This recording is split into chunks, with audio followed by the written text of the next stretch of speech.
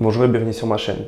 Pour ceux qui ne me connaissent pas, je m'appelle Artem. Je fais des vidéos en anglais sur le sujet qui m'intéresse. Mais après de multiples demandes, j'ai décidé de tenter et de faire une vidéo en français. Et pour cette première vidéo, j'ai décidé de choisir un sujet qui m'avait l'air très intéressant. Actuellement, nous sommes tous en confinement, nous sommes tous en quarantaine.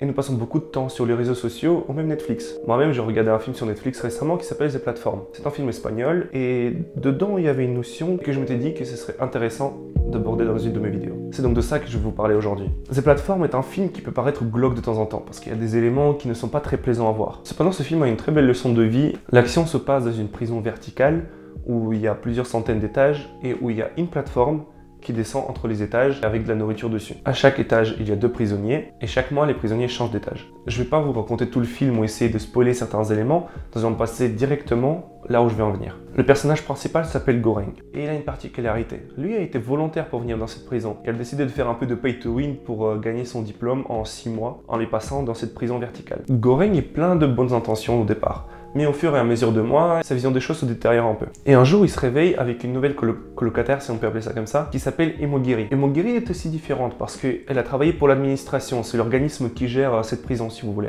Et elle explique que l'administration ne se réfère pas à cet endroit comme à une prison, mais comme à un centre de gestion de soi. Elle explique également à Goreng que si tout le monde prenait exactement le nécessaire sur cette plateforme, tout le monde aurait assez à manger. We don't get enough food for 200 levels. If everybody ate only what they needed, the food would get to the lowest level. Et c'est là qu'elle va annoncer pour la première fois la notion de la solidarité spontanée. Elle explique que c'est à travers les actes personnels des prisonniers qu'on arrivera à un acte collectif. Les actes personnels seraient de se priver de nourriture et de manger le juste nécessaire, et l'acte collectif final, ce serait que tout le monde ait assez à manger. Gentlemen, good morning. Listen to me, please. I've left a couple of portions for you, so please eat yours only, and if you may, please prepare 2 similar portions for the ones on the next level. J'ai donc décidé de faire un peu de recherche sur ce terme. Il s'avère que la solidarité spontanée repose sur 3 piliers. Nous avons la confiance, l'altruisme et la réciprocité. La confiance, c'est l'hypothèse sur les futures actions d'autrui. La confiance peut être détériorée ou renforcée en fonction des actes des autres. Le deuxième pilier, qui est l'altruisme, est le fait de vouloir le bien des autres au détriment de son propre bien, c'est-à-dire mettre les autres avant soi. Et enfin, nous avons la réciprocité, c'est rendre ce que l'on a reçu. Alors pourquoi est-ce qu'il n'y a pas de solidarité spontanée dans cette prison? Si nous commençons avec la confiance, comment est-ce que vous voulez faire confiance à quelqu'un que vous ne connaissez pas et quelqu'un dont vous ne pouvez pas prédire les actions? Ensuite, nous passons à l'altruisme. Est-ce que vous mettriez votre vie en péril et votre bien-être en péril pour quelqu'un que vous ne connaissez pas et avec quelqu'un vous n'avez pas de lien particulier? Le troisième point, la réciprocité. Comment est-ce que vous pouvez rendre quelque chose que vous avez reçu de la part de l'autre dans cette prison? En réunissant les 3 piliers-là, vous seriez censé obtenir la solidarité spontanée. Cependant, les 3 piliers-là sont compromis dans cette prison. Et il y a 3 explications à cela. Tout d'abord, lorsque Emogiri arrive dans cette prison, elle essaie de communiquer entre les étages. Elle essaie de parler à ceux de dessus qui, eux, n'écoutent pas parce qu'ils ont la position supérieure. Pourquoi est-ce qu'ils écouteraient quelqu'un qui est en dessous d'eux? Et ceux qui sont en dessous, ils ne veulent pas écouter non plus, tout simplement parce qu'ils ont eu des expériences négatives avec des gens qui étaient au-dessus. Il faut noter que Goreng a essayé exactement la même chose. Il a essayé de communiquer entre les étages dès qu'il est arrivé dans cette prison. You down there. Don't pass to Can you those hear me? below, Why? because they're below. The ones above won't answer, Really? because they are above. Nous avons donc le premier élément qui nuit à cette solidarité spontanée, qui est le manque de communication. Si vous ne communiquez pas avec la personne, vous ne pouvez pas nouer de lien avec, et vous ne pouvez pas avoir cette confiance qui est mise en place. Ensuite, nous avons le manque de certitude. Le manque de certitude par rapport à plusieurs points. Le manque de certitude par rapport aux actions des autres. Est-ce que les autres vont se comporter de la même manière en consommant le juste minimum? La deuxième incertitude serait, est-ce que tout le monde aurait assez à manger même si chacun se privait? Les prisonniers changent d'étage tous les mois, comme je l'ai indiqué avant. Et donc, la troisième incertitude, ce serait, à quel étage est-ce que je vais me retrouver demain? Ça se trouve, demain, je vais me retrouver tout en bas et personne ne ferait ça pour moi. Et enfin, nous avons un individualisme qui est très fort parce que chacun pense à sa propre survie. Et donc, les gens vont se concentrer sur l'intérêt personnel, individuel, avant de penser à celui du groupe. Ils ne peuvent donc pas créer de communauté et ça crée un problème parce que la solidarité spontanée ne peut pas avoir lieu. Après plusieurs semaines de tentatives, Emogiri se rend compte que sa technique ne marche tout simplement pas. Personne ne l'écoute. C'est à ce moment-là que Goreng décide d'intervenir. Et c'est là qu'on va voir l'élément qui va un peu bousculer ce système. Goreng décide de menacer l'étage d'en dessous. Listen up, motherfuckers. Either you do what this lady asks you to, or I'll shit on your food every single day. And then I'll spread the shit until there's not a single grain of rice clean. Do you hear me? You're going to eat shit every day. And now you pieces of shit tell the same thing to the ones below you. Sounds good? Et à partir de ce moment-là, tout se passe comme prévu. Tous les étages d'en dessous prennent le juste nécessaire et font la portion pour l'étage d'en dessous. Normalement, c'est parfait, le problème est résolu. Eh bien, pas du tout, puisque l'action des prisonniers vient d'une menace, mais plus de la solidarité spontanée. C'est de la solidarité, certes, mais c'est de la solidarité forcée. Et il y a quelques problèmes avec cette solidarité. Tout d'abord, Göring n'est pas perçu comme quelqu'un qui résout un problème, mais il est perçu comme une menace. Il ne leur donne pas la possibilité de manger tout ce qu'ils veulent. Et donc le problème avec ce système, c'est que ce système est éphémère. Une fois que Göring ne sera pas au-dessus de ces prisonniers-là, eh bien ça ne va pas se perpétuer.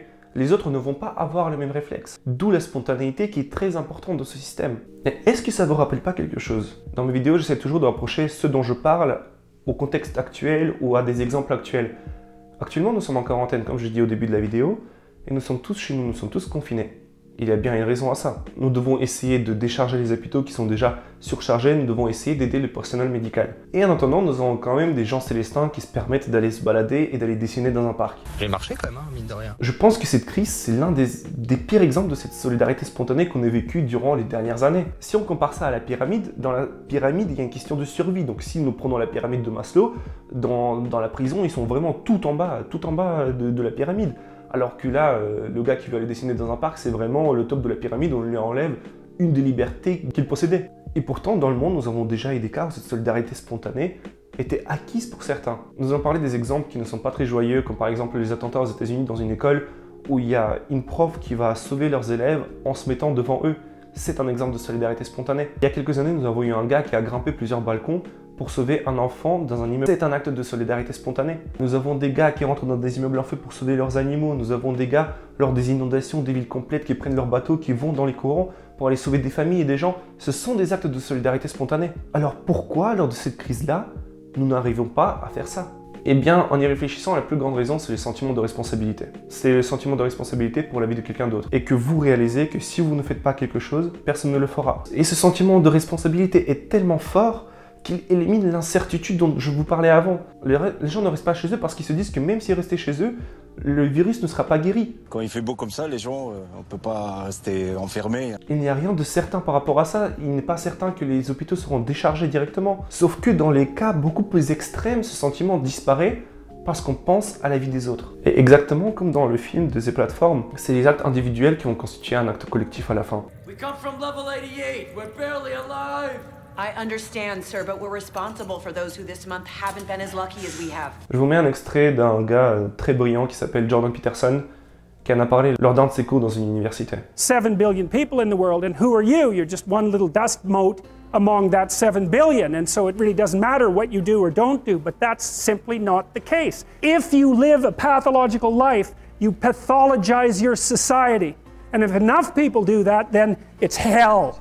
Et donc, où est-ce qu'on en arrive avec cette vidéo? C'est la vraie question. Eh bien, je pense que la conclusion de cette vidéo serait que tous nos actes auront des conséquences, peu importe leur échelle, et que c'est à nous de nous responsabiliser et c'est à nous de prendre la responsabilité pour nos actes. Ça commence au niveau individuel, ça passe à un niveau national et ensuite à un niveau international. Et si tout le monde avait cette notion de solidarité spontanée, le gouvernement n'aurait pas à jouer le lieu de Göring dans des plateformes, il n'aurait pas à mettre des amendes en place parce que les gens réaliseraient par eux-mêmes que eux ils sont responsables de la suite des événements. Nous arrivons à la conclusion de cette vidéo et je voudrais vraiment remercier toutes les personnes qui m'ont soutenu depuis que j'ai commencé cette chaîne il y a un mois de cela, aux personnes qui partagent mes vidéos, qui les like, qui s'abonnent à ma chaîne et même tout simplement ceux qui les regardent. Ça signifie énormément pour moi et je voudrais vous remercier du fond du cœur. Si vous avez apprécié cette vidéo, n'hésitez pas à me dire ce que vous en avez pensé, vous pouvez m'envoyer un message sur mes réseaux sociaux ou même commenter sur YouTube, ce qui m'aiderait beaucoup pour le référencement. Je voudrais vous remercier une fois de plus d'avoir regardé cette vidéo et je vous dis à la prochaine. Soyez responsables.